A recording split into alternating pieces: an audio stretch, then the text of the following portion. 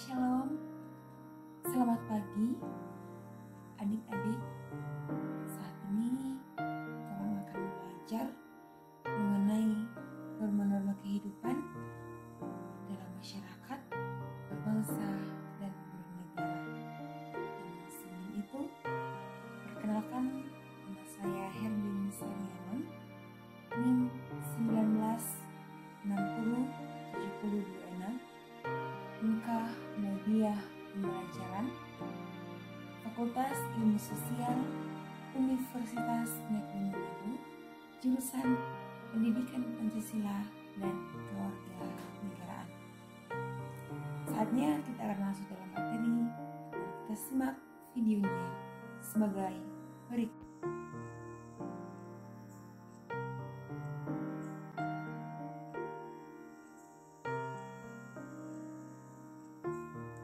Ya, di sini kita akan membahas mengenai norma-norma kehidupan bermasyarakat, berbangsa, dan bernegara. Nah, di sini ada peta konsep. Mari adik-adik perhatikan. Ada makhluk ciptaan Tuhan, ada manusia, dan makhluk sosial. Kemudian makhluk sosial terbagi atas dua, yaitu norma, kebiasaan adat istiadat, dan hukum. Dan yang kedua, penerapan norma, kebiasaan, dan adat istiadat. Lanjut, norma, kebiasaan, adat istiadat, dan hukum ini terbagi menjadi 4, yaitu norma agama, norma kesopanan, norma kesusilaan, norma hukum. Dan dalam makhluk sosial ada masyarakat, bangsa, dan negara.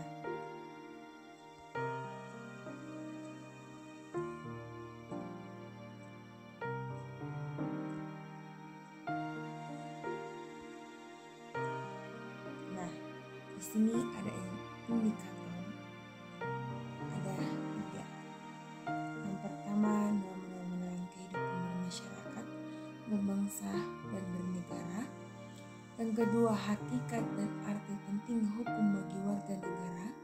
Dan yang ketiga, penerapan norma-norma dalam bermasyarakat, berbangsa, dan bernegara.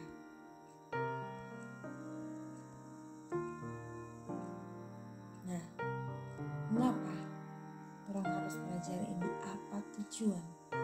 Yang pertama, siswa mampu mendeskripsikan hakikat norma-norma, kebiasaan, adat istiadat, peraturan yang berlaku dalam masyarakat.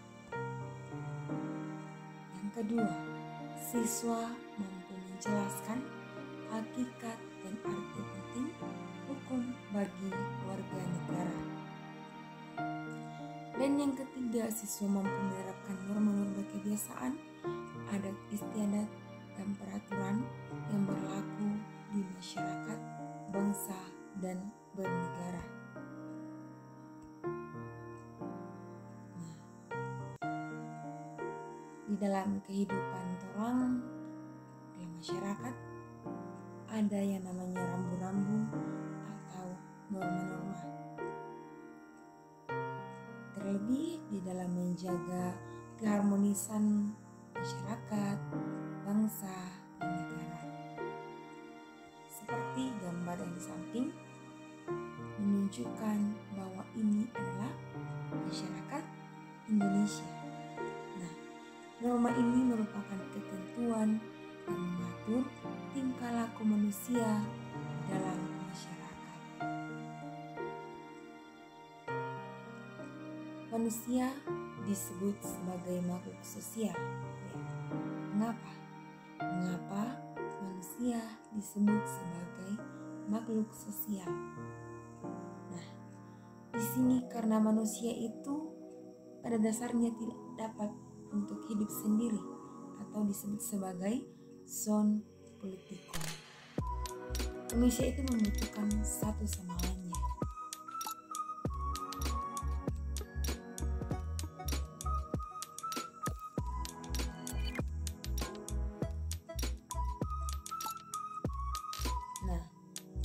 pertama itu norma-norma dalam kehidupan bermasyarakat, berbangsa, dan bernegara. Di sini ada pengertian norma. Jadi, norma adalah aturan yang berisi petunjuk tingkah laku yang harus dan tidak boleh dilakukan manusia dan bersifat mengikat. Norma-norma yang berlaku pada masyarakat, bangsa, dan negara itu ada norma kesusilaan, kesopanan, norma agama, dan norma hukum.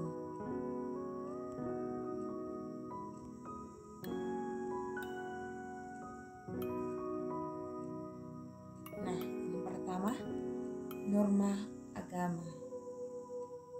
Ya, norma agama ini adalah peraturan hidup yang diciptakan Tuhan Yang Maha Esa untuk kehidupan bahagia di dunia dan akhirat. Nah, di sini apa yang harus orang terima, perintah, ajaran, larangan dari Tuhan itu orang harus lakukan. Karena sumber norma ini adalah kitab suci. Contohnya dalam agama Islam, Al-Quran, di dalam agama Kristen atau Katolik, Alkitab, di dalam agama Buddha, Tipitaka, dan di dalam agama Hindu ada Weda. Jadi norma agama ini bersifat abadi dan universal. Mengapa disebut sebagai abadi? Mengapa disebut sebagai universal? Jadi disebut sebagai abadi karena norma agama ini berlaku selama-lamanya selama manusia masih ada di dunia. Dan mengapa disebut sebagai universal? Karena norma ini berlaku untuk semua orang tanpa terkecuali. Contohnya, norma agama tidak boleh membunuh, tidak boleh merampok, dan sebagainya.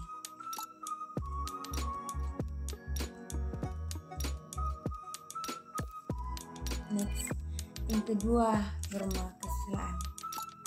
Jadi adik-adik jika melihat gambar ini, gambar orang yang saling membantu kamu.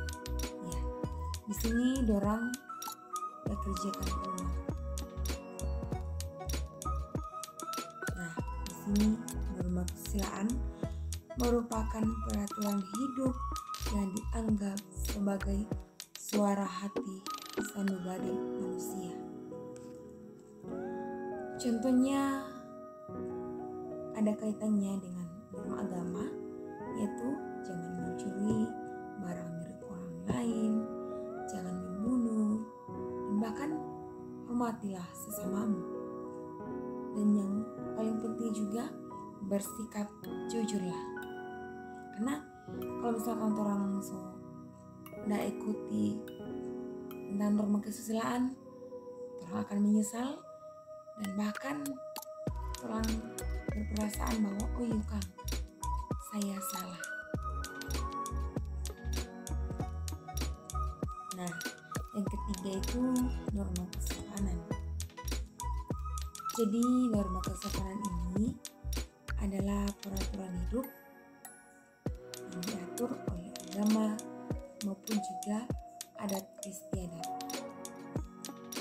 Contohnya kurang sopan santun, kurang memiliki tata krama, dan adat istiadat.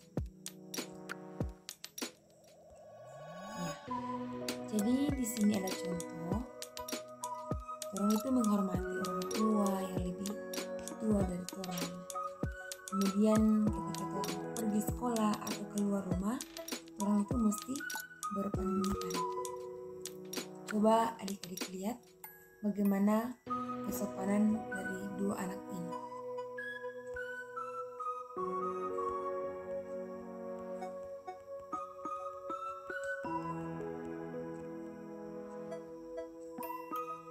Next,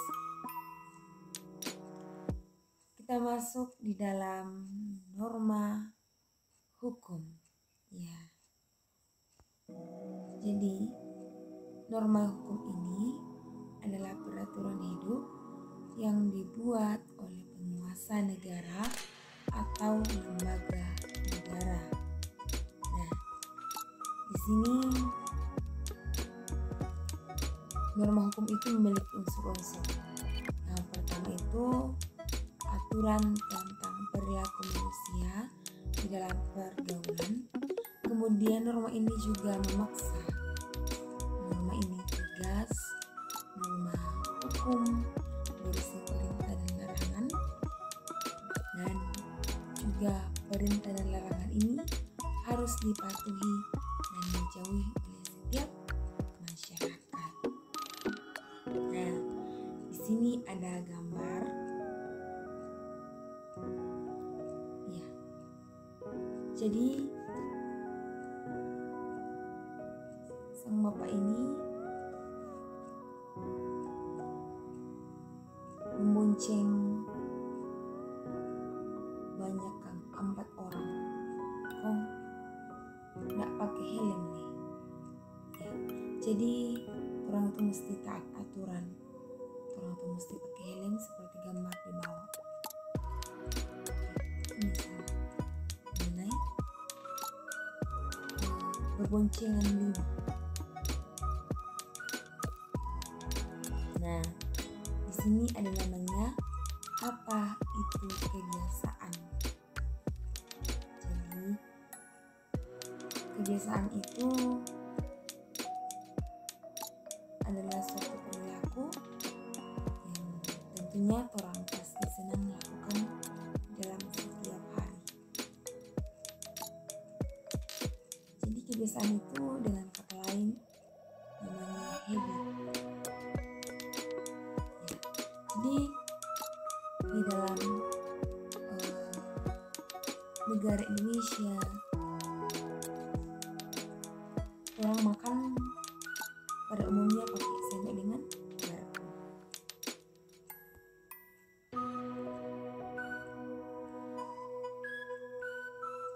Nah, di sini juga ada pengertian apa itu adat istiadat.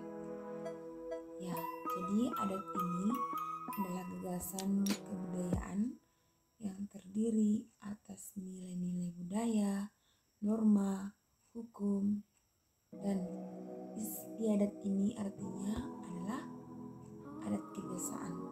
Jadi adat istiadat itu adalah himpunan kaidah yang sejak lama ada dan telah menjadi kebiasaan tradisi masyarakat Indonesia.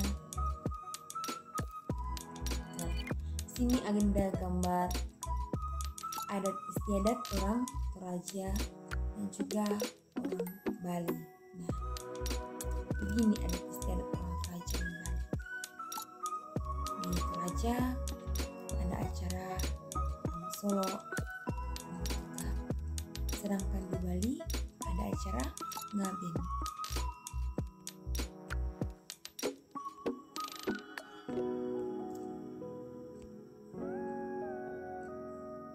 Yang kedua itu hakikat dan arti penting hukum warga negara. Nah, di sini ada pengertian hukum. Jadi pengertian hukum menurut para ahli dari Utrecht dalam buku pengantar hukum Indonesia menyatakan bahwa hukum adalah himpunan peraturan atau perintah dan larangan yang mengurus tata tertib masyarakat sehingga harus ditaati. Ada SM Amin, kemudian apa tujuan hukum di dalam masyarakat? Ya, pastinya mendatangkan kemakmuran dan kebahagiaan kepada masyarakat. Yang kedua, menciptakan pergaulan hidup antar warga masyarakat dan sebagainya. Nah, selain memiliki hukum, Indonesia juga memiliki hukum yang berfungsi dasar. Yang pertama, melindungi masyarakat dari ancaman bahaya, termasuk dalam fungsi perlindungan. Yang kedua, menjaga dan memberikan keadilan bagi manusia yang masuk di dalam fungsi keadilan. Dan yang ketiga, digunakan untuk arah dan acuan atau tujuan serta pelaksanaan pembangunan yang masuk di dalam fungsi pembangunan. Nah, di sini ada arti penting hukum bagi warga negara.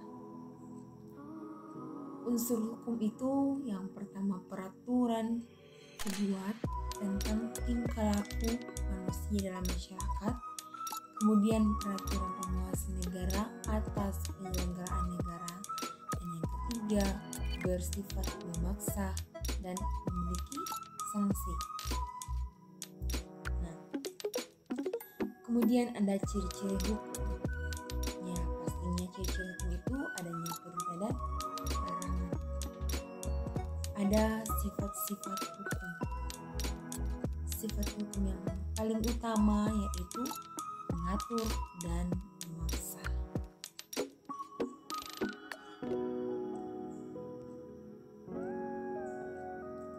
Keberlakuan hukum. Ya. Jadi hukum memiliki jangkauan yang luas dibandingkan dengan norma-norma yang lainnya. Unsur hukum negara atau yang disebut sebagai rule of law, yaitu kekuasaan tertinggi pada aturan-aturan hukum, kemudian kedudukan yang sama dalam hukum, dan yang ketiga adanya jaminan hak asasi manusia oleh undang-undang dan keputusan pengadilan.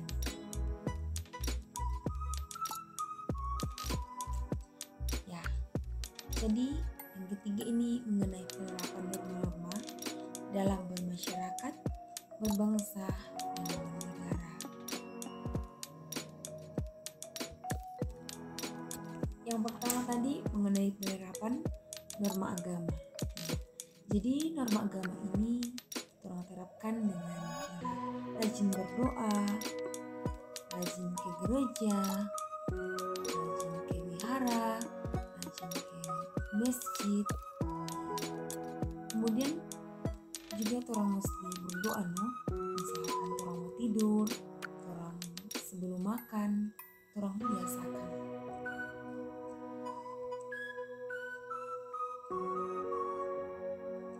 Nah, di sini ada penerapan kesusilaan. Jadi penerapan kesusilaan ini orang mesti memiliki sifat sabar, tidak cemburu, bahkan iri hati ataupun egois. Di dalam norma kesopanan, barangkali itu tidak terlalu jauh dengan norma kesusilaan. Di dalam norma kesopanan ini, orang itu ke sekolah memakai baju yang sopan, berbicara dengan bahasa yang sopan. Misalkan ada orang yang beribadah, waktu orang lewat pakai motor, orang mesti hargai dan begitu. Orang tidak boleh kasih bunyi klakson, karena orang tahu mereka ada ibadah.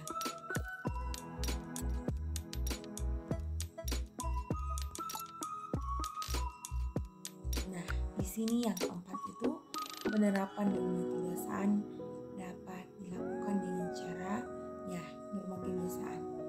Jadi orang biasakan yang namanya mengucapkan terima kasih ketika seseorang memberikan sesuatu pada orang. Kedua, orang itu menerima sesuatu dengan tangan kanan. Kemudian ketika orang lewat ataupun apalah, yang penting orang itu berbicara dengan kata permisi. Nah, yang kelima itu mengenai penerapan norma hukum. Penerapan norma hukum ini kadangkala banyak anak sekolah yang sudah melanggar. Misalkan di bawah umur sudah motor, bawa motor pun kebut-kebutan, kemudian juga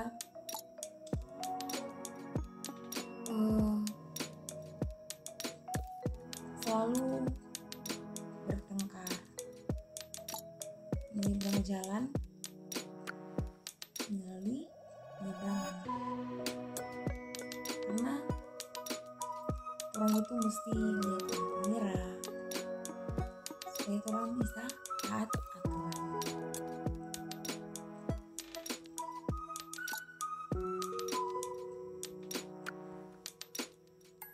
Nah,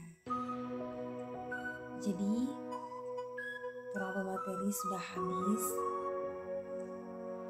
Untuk adik-adik ada tugas.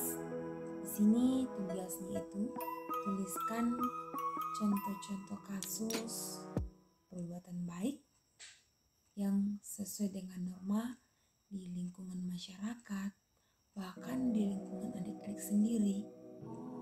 Dan tuliskan juga perbuatan yang bertentangan dengan norma masyarakat.